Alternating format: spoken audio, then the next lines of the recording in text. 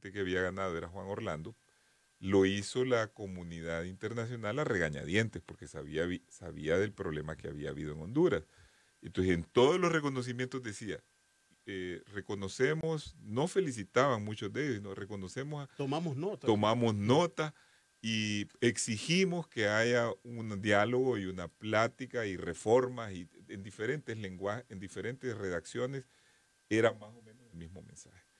Quiere decir que el gobierno entendía de que tenía que necesidad de un diálogo para tener la venia de los países que habían reconocido ese gobierno y después ellos entraron en una dinámica en que el diálogo les serviría para consolidar su gobierno, cosa que a estas alturas no han logrado, porque si nosotros vemos, el país cada día se encamina a un deterioro institucional, a un pleito interno en el Partido Nacional que está en su momento más agudo, con eso que usted leyó al mero principio del programa, se encamina a una pérdida de empleos mayor que la que ha habido porque la economía se ha estancado y empieza a bajar. Pero con todo y todo, disculpen, y lo que está señalando usted es lo que estamos viendo, pero con don Juan Orlando en la presidencia. Sí, O sea, pero con eso, ¿qué se podría calificar? Como un mal gobierno. sí, Como un mal gobierno, pero gobierno al final pero de no se cuentas. está consolidando porque consolidarse es cuando todo empieza a funcionar bien, cuando la economía va bien, cuando la gente hace caso, la gente cree que hay una falta de legitimidad de origen en este gobierno y ese sentimiento ha hecho que hasta dentro del propio Partido Nacional ya se estén buscando candidatos.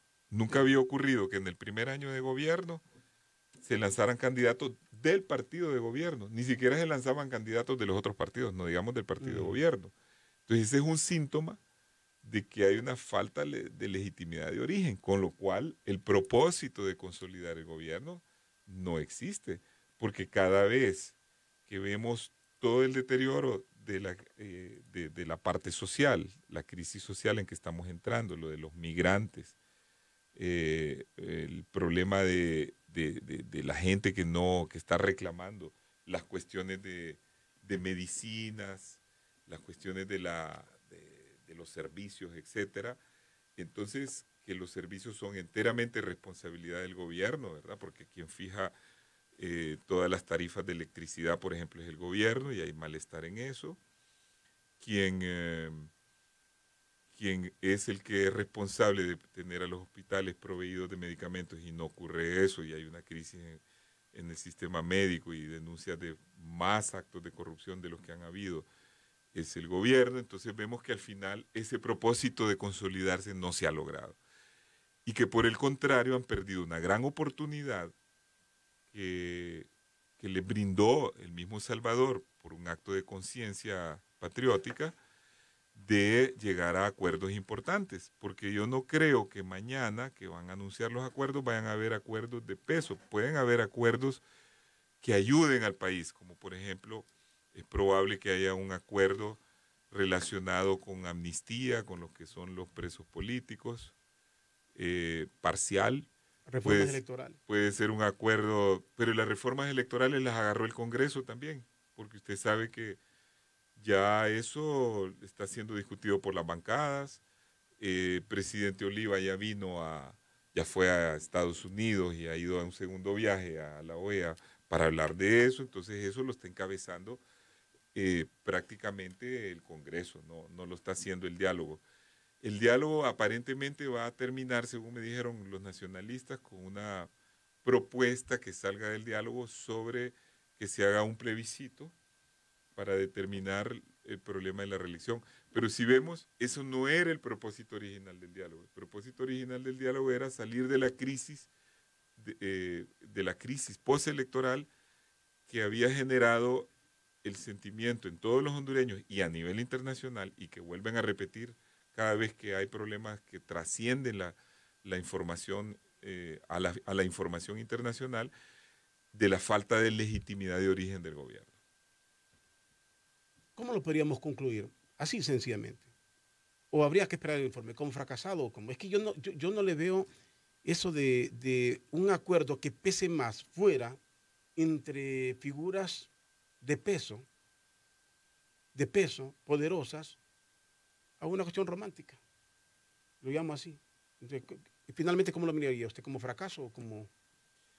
Mire, yo sería prudente y esperar a ver cuáles son los resultados que se van a dar el día de mañana para evaluar después si fue un total fracaso, si se logró algo. Yo creo que si se logran cosas en materia de derechos humanos, que ya hay unos puntos ahí que se han establecido y, y como sabemos ha cesado toda persecución a la gente en este momento, en parte por algunos acuerdos que se han logrado en el diálogo, eso es un logro.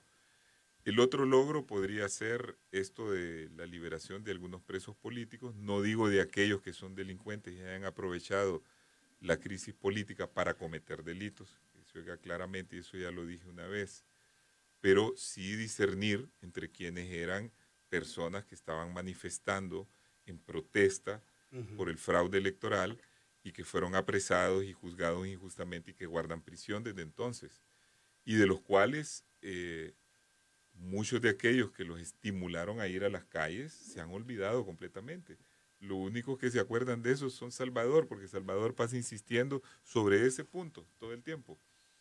Pero creo que esos dos logros, y si el Congreso aceptara que la famosa consulta que está promoviendo va a ser básicamente para consultar el tema de la reelección y no dejarlo abierto para una constituyente que sabemos bien para qué propósitos las quieren, entonces yo creo que esos sí serían logros importantes para el futuro del país.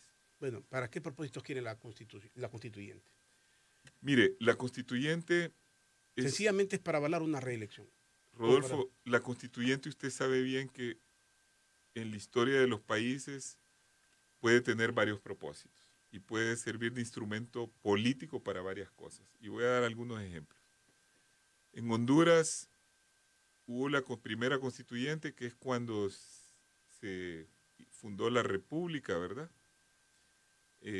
Para darle una constitución a la República, que es la carta de presentación ante el resto de las naciones, esa se llama originaria. No puede haber otra constituyente originaria, la originaria solo es una, las demás son derivadas. Entonces todos aquellos que están hablando de constitución originaria no es más que un discurso para justificar lo que ellos dicen que es refundar un país bajo las bases que ellos quieren, que seguramente son simplemente hacer una constitución con otra ideología, pero eso no es refundación de la república ya existe. Lo segundo es, hay constituciones que se hacen luego de golpes de Estado o cuando... Para volver al Estado de Derecho. Para volver al Estado de Derecho, como ocurrió en la Constitución de 1982, que es una constitución bien elaborada, en la mayoría de los puntos sigue vigente y actualizada, y que se puede reformar, Rodolfo, en un 99%, porque solo hay 14 artículos, creo, que no se pueden reformar. De esos artículos, la mayoría de los artículos realmente no serían sujetos de ninguna reforma ni discusión porque se refieren al territorio, a la soberanía, al sistema democrático. Sí, que yo creo que es una pérdida de tiempo.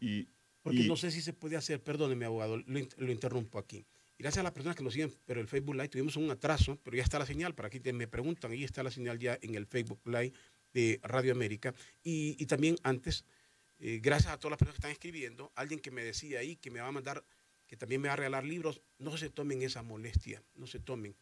Les agradezco, nadie tiene que regalarme nada y cuando tengo un libro que crea que es bueno, solo recomiéndenmelo y yo lo voy a buscar. Nadie tiene que incurrir en ningún gasto. Yo les agradezco con la intención, pero no se sometan a gastos. Muchas gracias, muy amable. Digo, ¿para qué pérdida de tiempo en una constituyente si, como usted lo dice, todo se puede reformar? Si el punto toral, no sé por qué hablamos tanto y se habla tanto, si hablar de una constituyente sencillamente es por la forma de gobierno, por el tema de la reelección, porque no creo que otro tema esté en discusión en el país. Mire, Rodolfo, ahí es el punto donde quiero llegar. Si podemos reformar la mayoría de la Constitución o la casi totalidad, ¿para qué vamos a hacer una constituyente si no es para reformar artículos pétreos? Entonces, al final, todo lo que hemos venido pasando desde 2009 queda claro, por aquellos que quieren reformarla, que no fue más por un interés personal, no por un interés colectivo. Un interés personal de volver a gobernar, de tener una legitimidad para volver a la reelección, que no es el interés del pueblo hondureño, porque en todas las encuestas sale que la reelección es sumamente impopular en Honduras, porque aquí nadie está muriendo para que vuelva uno de los presidentes anteriores, así ninguno. Hubo buenos presidentes, ¿verdad? Que hicieron unas cosas, pero otras nadie cosas. llega a la excelencia como para cada uno hizo cosas buenas. Sí. No tenemos la menor duda. Y muchos hicieron más cosas malas que buenas. Sí. Pero la mayoría de la gente no se muere para que alguien de estos que ha pasado un líder, que la gente esté loca porque sí, vuelva. Que esté loca. Aquí no tenemos un Perón, aquí no tenemos... Perón era un fenómeno político, ¿verdad? Que lo añoraban las masas. Pero ni a Pepe Mujica lo están llorando. Ni a Pepe Mujica, que fue un excelente presidente. No por lo menos la imagen de honrado. Y el país, fíjese que ahorita Uruguay es el país que está en mejor nivel de vida de América Latina. Y nadie está en ese país muriendo, ni él mismo. Él mismo dijo, y él puede volver, pero él dijo, yo no voy a volver, porque son países donde la gente es responsable, ama a su país en primer lugar y ve sus propias posibilidades. Entonces, si vamos a ese punto, nos daríamos cuenta que la constituyente en este momento solo serviría para dos cosas.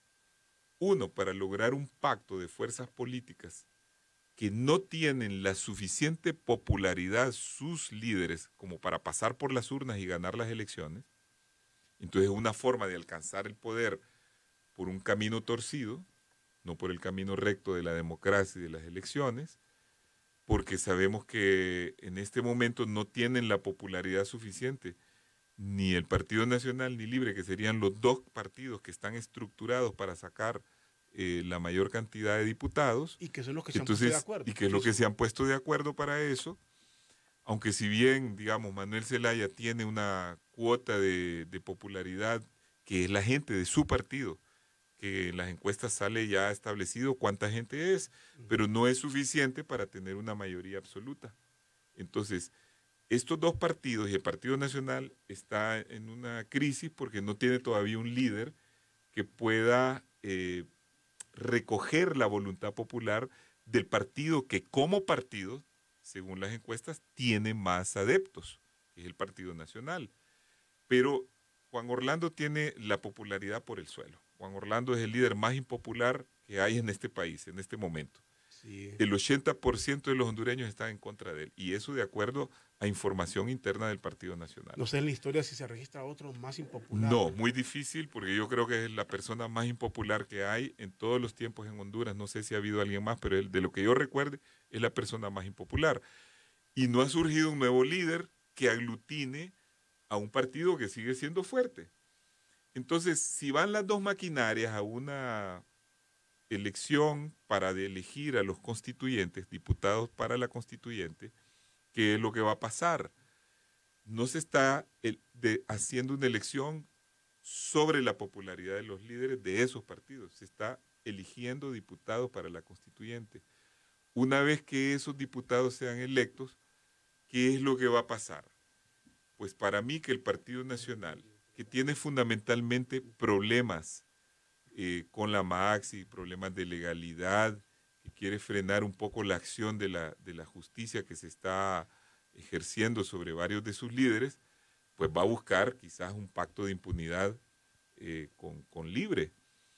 Y a la vez, el Partido Libre, cuyo interés principal es hacer pasar la reelección, pues lo que va a acordar es que esos constituyentes aprueben la reelección sin que sometamos otra vez la reelección al plebiscito donde el pueblo hondureño será el que determine. Entonces, se fija usted dos cosas que pueden ocurrir si hay una constituyente en los escenarios. Entonces, esa es una constituyente para mí en el fondo de dos partidos que no tienen la capacidad de ganar las próximas elecciones, que quieren tomarse el poder de otra manera. Y para pasar, unos una cosa y los otros la otra cosa. Ese es lo primero que se me ocurre, ¿verdad? Es mi opinión. Muy bien, esa es su opinión así, en este momento están de acuerdo, porque dice usted la impopularidad de los dos. Bueno, son populares, pero no tienen el carisma y no tienen un líder, ninguno de los dos, por decirlo así. Que reúna la mayoría. Que reúna la gran mayoría, ni que los unifique a los mismos cada quien en su feudo. Pero están de acuerdo. El Partido Nacional y el Partido Libre en este momento están hablando el mismo lenguaje. Hay un matrimonio, pero van a ver qué va a pasar en unos años. Va a comenzar otra vez la lucha ideológica, desde el Partido Nacional hablando del socialismo del siglo XXI y el peligro de que llegue Libre al poder. Y se vuelven a agrupar los grupos para decir que viene la izquierda, que viene esto. Colindres, usted está tocando ahí un punto importantísimo. Sí, van a volverse a agarrar de lo mismo. Ahorita los que hoy están comiendo en la misma mesa. Está tocando un punto importantísimo, porque más allá de esto de la constituyente, que como le digo, tiene un propósito X y es un propósito de poder, usar la constituyente para alcanzar el poder de otra forma, así como López Orellana usó la constituyente para legitimarse, ¿se acuerda? La del 65, 66, que él había dado un golpe de Estado y hizo una constituyente para declararse presidente constitucional. Osvaldo López, que era el gobernante, que era un golpista, ¿verdad? En ese tiempo. Entonces la constituyente, ojo, para que puede servir para varias cosas, ¿verdad? No siempre un propósito sano. Entonces, se vende como un propósito sano. Se vende como un propósito sano. Y como una panacea, pero lejos de convertirse en un pacto de armonización nacional, de unión nacional, para que salgamos de todo esto, de todos estos años que han sido difíciles y vayamos hacia el desarrollo, al progreso, puede servir para profundizar la crisis, pero o para que los que no pueden permanecer en el poder en el próximo periodo logren quedarse de alguna manera en el poder a través de ese instrumento. Pero eso está enmarcado en algo más grande. ¿Y qué es lo más grande? Que hay una decisión, para mí, ya negociada, y resulta evidente, y voy a decir en qué cosas resulta evidente, de que el país se enmarque en una polarización que usted acaba de mencionar. Es decir, que aquí las opciones sean al final, Partido Nacional, que es un partido que se ha puesto en la extrema derecha, o en la derecha a derecha dura, no diría la extrema derecha, sino una derecha bien dura. Algunos dicen una derecha deshonesta o mafiosa, ¿verdad? Algunos dicen así, pero yo diría un partido de la derecha fuerte, con un partido de la izquierda fuerte que es Libre. Nos quieren llevar a ese esquema y para eso, ¿qué es lo que necesitan? Posicionar a Libre como el partido de la oposición y que no hayan fuerzas moderadas que desafíen al poder en la próxima contienda. ¿Por qué? Porque si está el Partido Nacional, con todo que está totalmente desgastado, que está cuestionado por tantos problemas que han habido, el Partido Nacional va a poder levantar la bandera del miedo diciendo, miren, si no votan por nosotros, ahí viene Mel y viene la izquierda. Y la izquierda va a imponer aquí un régimen tipo venezolano, quieren una constituyente tipo venezolano, etc. Y ese miedo va a hacer que se aglutinen con el Partido Nacional todas las derechas y el sector privado y todos aquellos que le tienen miedo a los esquemas socialistas. Eso es lo que yo quisiera que la gente no pierda. No nos dejemos dormir, por favor, actuemos con inteligencia, observemos y cuestionemos, porque ya es el momento de que le sigan viendo cara de tonto al pueblo. ¿Recuerdan ustedes cómo estuvo el Partido Libre presionando porque necesitaban un representante en el tribunal? Lo he venido comentando, no hay que dejarlo de comentar. Y desde el Partido Nacional se decía que no, hubo bloqueos y se metieron partidos que no deberían estar ni siquiera en el tribunal, pues no llegan ni a minoritarios y son minúsculos realmente en el país, pero ahora voces como de Fernando Anduray, como de Eval Díaz, reivindican el derecho de Libre a tener representante en el Tribunal de Elecciones. Oye, es una cuestión contradictoria. Ahora son ellos los abanderados de que el Libre llegue al Tribunal de Elecciones. Y le voy a dar más argumentos en eso. Si usted se fija en las dos últimas encuestas de Sid Gallup, no encuestan sobre la popularidad de Salvador ni de Luis Zelaya, sino solo de Mel, como líder de la oposición, como si fuera el único líder de la oposición. En la primera encuesta, hace unos 4 o 5 meses, Mel sale con un negativo alto, muy alto. Ya en la segunda encuesta sale con un punto positivo, como si en 5 meses él ha mejorado completamente su imagen. Y en la primera encuesta no sacan un buen porcentajes sobre si están de acuerdo con la reelección. En la segunda ya dicen que sí, que un 40% de los hondureños está de acuerdo con la reelección. Y como le repito, no sacan datos ni sobre Salvador ni sobre Luis Zelaya. Sí, una ya para ir manipulación. metiendo la idea del esquema, porque usted sabe, yo no estoy culpando a los encuestadores, porque ahí me sacan a mí también, pero no estoy culpando a los encuestadores, pero el que pide una encuesta y la paga, dice a quién encuestar. Claro. ¿Me entiende? A veces es tan ridículo, hemos visto encuestas pero, que dicen que fulano de tal, alguien que ni siquiera nadie está pensando ni está hablando, y aparece en una encuesta, sí. que si la gente votaría por él y le ponen un porcentaje, por ridículo que sea, lo ponen, pero que tal vez es una persona que nadie está pensando en ella. Y quizás, mire, yo le voy a decir, los porcentajes, yo no estoy acusando a la encuestadora de falsear nada, pero si usted elimina, ¿qué es lo que pasa? Una cosa diferente es que yo le diga, mire, va a haber un candidato del Partido Nacional y en la oposición está Salvador, Luis y Mel. ¿Por quién va a votar? Entonces quizás salga ganando Salvador, porque Salvador ha sido el más popular de los tres. Pero diferente es que usted le diga al encuestado, aquí solo hay dos opciones, el Partido Nacional y Mel. Entonces, claro, un montón de gente de la oposición va a ir a votar, va a decir por Mel, ¿verdad? Porque están ante todo contra Juan Orlando. Entonces, ese es el esquema que se busca. Esa es una cosa. Pero ese esquema tiene, digámoslo así, sin andar con mucho, sin ocultar nada. Esa encuesta se está vendiendo así. ¿A quién quiere usted? ¿A Juan Orlando, Partido Nacional o Libre con Mel Zelaya o el presidente Zelaya? ¿A quién quiere usted? Tendrá como objetivo eliminar del mapa a Luis Zelaya para el caso que también forma parte de la manzana de la discordia en los grupos conservadores del Partido Liberal y de Salvador Narrala, que como usted dice, le guste o no, esto no quiere decir que sea el mejor, pero que goza de una gran popularidad, especialmente en la juventud. Más creo yo que es para eliminar la opción de Salvador, porque Luis se ha ido perjudicando él mismo, ¿no? Usted sabe que Luis ha hecho, a mi juicio, decisiones, pero lo sacan del mapa y está ahí decisiones políticas. Luis salió con un 13 o 14% en las elecciones pasadas, pero yo pienso sinceramente que con el pleito interno que hay en el Partido Liberal y algunas decisiones contra, digamos, la dirigencia de ese partido, él ha cerrado muchas posibilidades dentro de su propio partido. Entonces, yo no pienso que esto vaya orientado tanto contra Luis, aunque lo omitieran su nombre, porque lo que querrán decir ahí es que Luis pueda sumarse a Salvador y entre los dos hacer mucho. Eso sí, tal vez. Porque el que tiene de los dos, el que a mi juicio tiene más popularidad es Salvador, más que Luis. Entonces yo sí creo que ese es un punto de quienes están encargando esas encuestas que definitivamente no sé quién es. Pero lo otro es que yo he hablado con diputados del Partido Nacional y Mel goza de bastante aceptación entre esos diputados, porque ellos quieren que Mel sea el contrincante, porque, bueno, ya sabemos que ellos en el Congreso se entienden, pero también porque Mel lo están admirando debido a que se plantó varias veces contra Estados Unidos. Y ahora ellos resulta que están, muchos de ellos, muy molestos con Estados Unidos por esto de la Maxi, por esto de las instituciones y no sé qué.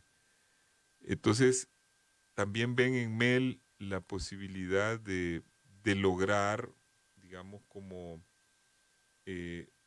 un apoyo para tener fuerza y tomar decisiones con respecto a estos problemas que ellos tienen. Y fíjese que y alguien me pregunta aquí si el tema de las caravanas sería tema en una futura elección.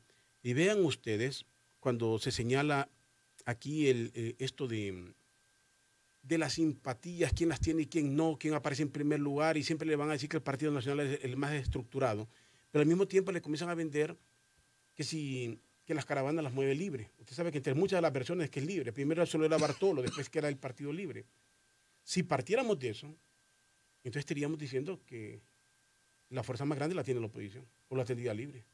Porque hay muchas, porque habría cuánta gente saliendo con un discurso. Esos son los que salen visiblemente. O sea, Rodolfo, no fue Libre, porque Libre no tiene esa capacidad. Si usted ve Libre. Pero serviría, cree usted, para futuras. Libre decidió armar los comandos insurreccionales y no hay ni uno. Muy bien, buen punto. No hay ni uno. Y es probable que hayan negociado eso también en el Congreso, a que no haya ni uno. Pero no hay ni uno. La realidad es que no hay ni uno. Bueno, lo segundo es, en las últimas manifestaciones que el Libre convocó, llegó muy poca gente. Se suspendieron las concentraciones por eso. Yo estoy de acuerdo con usted, pero yo le digo que cuando le adjudica el gobierno, entonces le está dando poder, como cuando decían que era el señor Bartolo. Entonces lo estaban ubicando como gran líder sincero. Entonces lo que ha pasado para mí, y la información que yo tengo, es que organizaciones que están en contacto con la gente, no es que organizaron las caravanas, es que alguien fue y dijo, los convoco a tal lugar, y como la situación es tan desesperante, entonces la gente acudió en masa, ¿va? Y dijo la gente, bueno, si vamos todos en masa, uno, nos ahorramos de pagar los miles de dólares que se le pagan a los coyotes. Y nos protegemos entre todos. Y dos, nos protegemos. Quiero preguntarle aquí, gracias, le escribió el abogado Pavel Espinal, lo saluda, lo está escuchando. Lo saludo. Que también están saludando, lo estoy viendo aquí por el WhatsApp. Saludos al abogado Aristide Mejía. Es cierto que antes los diálogos eran fructíferos y propositivos en bien del país, pero desde que entró ese cáncer del socialismo del siglo XXI, todo diálogo fracasa. Son los argumentos, cuando vemos solo malos en un solo punto. Quiero ir más allá de todo eso. Usted que estuvo en el tribunal, ¿quién es el garante de un plebiscito? De hacer un plebiscito. Porque se supone, y lo he venido repitiendo acá, que si al Libre le van a presentar o le van a aceptar un miembro en el tribunal, entonces ya el tribunal es confiable. Entonces ahora el tribunal hay que confiar porque hay una persona de Libre. ¿Sería así? ¿Usted estuvo en el tribunal? ¿Cree que es el mejor ente? ¿Es el adecuado para hacer un plebiscito en el país? No en este momento, hay que esperar a que haya un nuevo tribunal, porque el problema del tribunal es que ya no es representativo de las fuerzas políticas.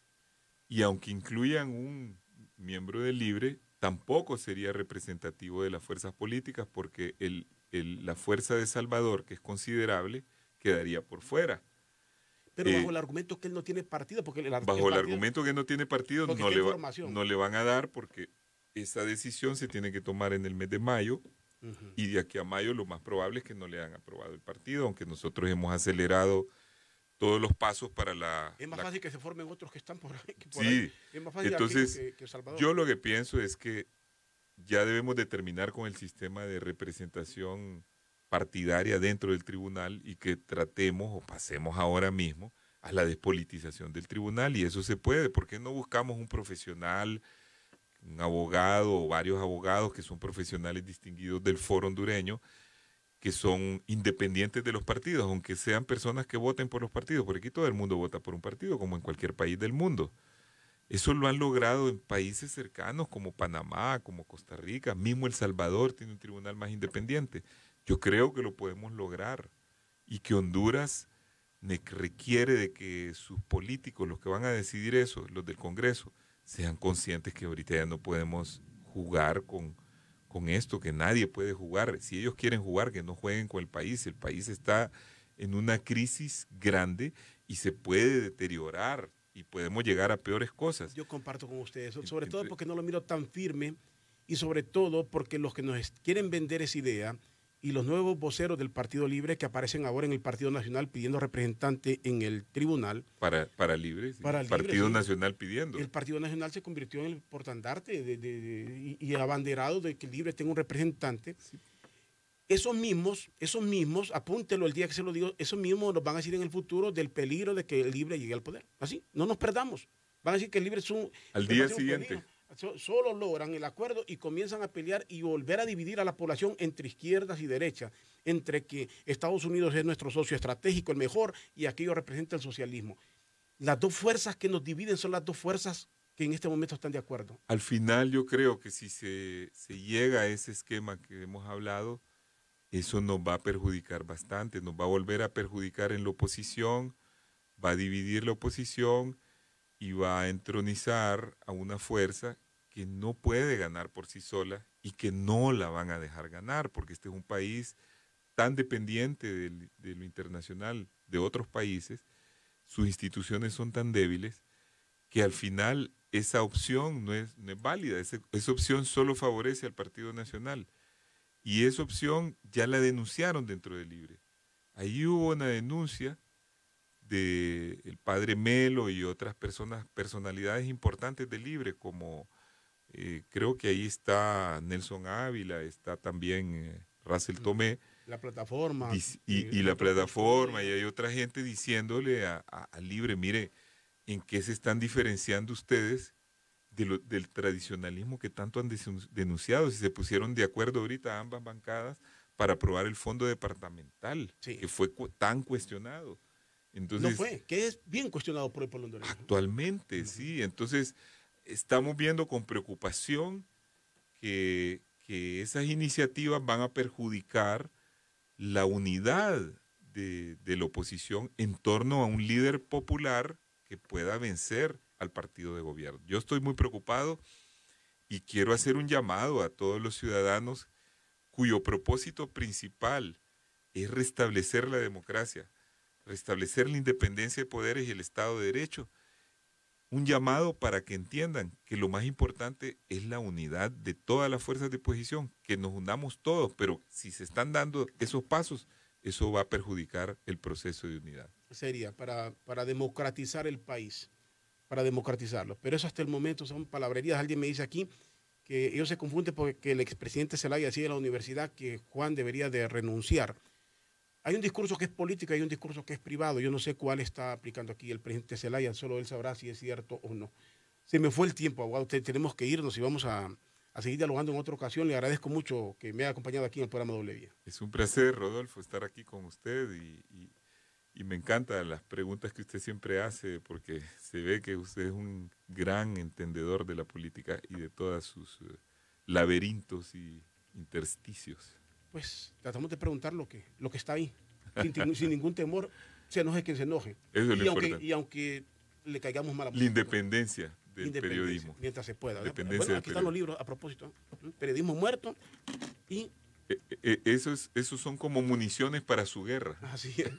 Bueno, gracias. Me dice el operador que me tengo que ir. Gracias, abogado Aristides Mejía, y gracias a todos por sintonizarnos aquí en Doble Vía.